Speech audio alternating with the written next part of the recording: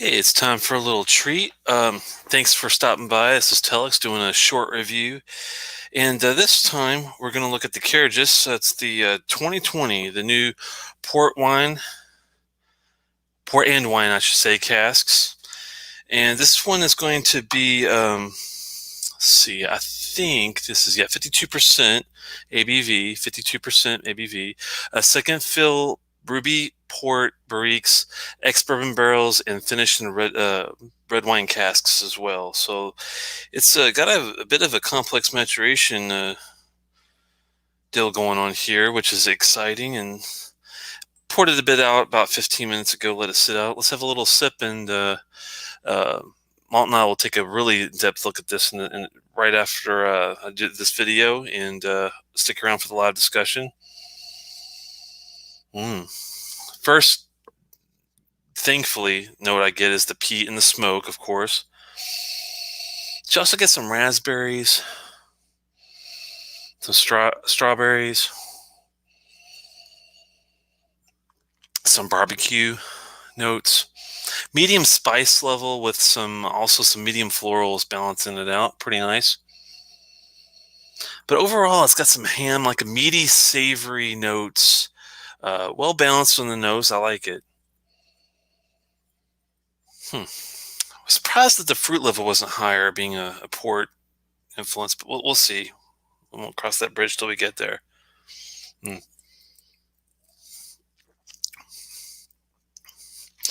The good news is the trademark TCP iodine note from Laphroaig is there, which I'm thankful for. Ooh, a nice kind of combination of caramel and toffee, but also more berries. The raspberry strawberry thing comes together. It's a heavy mouth coat. I'd say medium to heavy.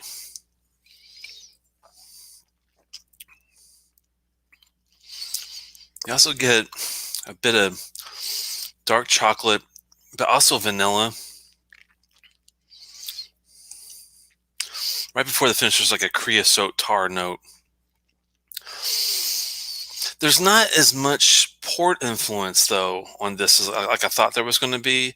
And the reason I say that is I'm thinking back to the port 2013 Cairdeas. I got a friend named Lee Evolves. He also goes by Aquaman. That's an inside joke. But Aquaman also let me have that one. And I was able to get my hands on a Brodier, a first batch and a second batch. And I can't remember if he was the one I think he supplied the second. I can't remember which one it was. But either way, I've been lucky enough to have a few of the Laphroaig port casks from back then. It's not way, way back, but 7 years or so. And they're a much more intense flavor on the port. So that and kind of the finish is kind of nice. It has a nice waxiness to it, a bit briny too, which is kind of a nice surprise. There's a little bit of white and black pepper on the finish. Some black cherries in there, but it's a tad short for me. But let's have a little drop and see what we get. You never know. We'll see here. Just a drop or two. 52%. We got plenty of wiggle room to work with, but I still don't like putting a lot of water on right away. Just a drop or two will do it, usually every time. Give it a couple swirls and see if it changes the nose a bit. Hopefully we get like usually it does. It's always fun to play with the whiskey a little bit, even at 40%. Don't be afraid to do it. Excuse me. Brings out the medium red fruits more prominent in the nose after the water. A little bit of like a hay straw thing going on there too. Some light florals come in, but you lose the peat smoke, which is kind of a But if you are looking for more of the fruit floral notes with a little bit of peat, then the water does help a little bit with that.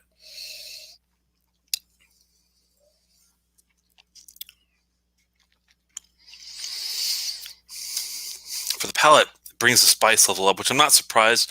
I've noticed over time it's typically the thing you get if you're looking for more spice. Definitely add a couple drops. It's sweeter with more of the caramel confection sugar notes. I think it's bringing the bourbon casks influence out on the palate more with the water. Not a bad thing.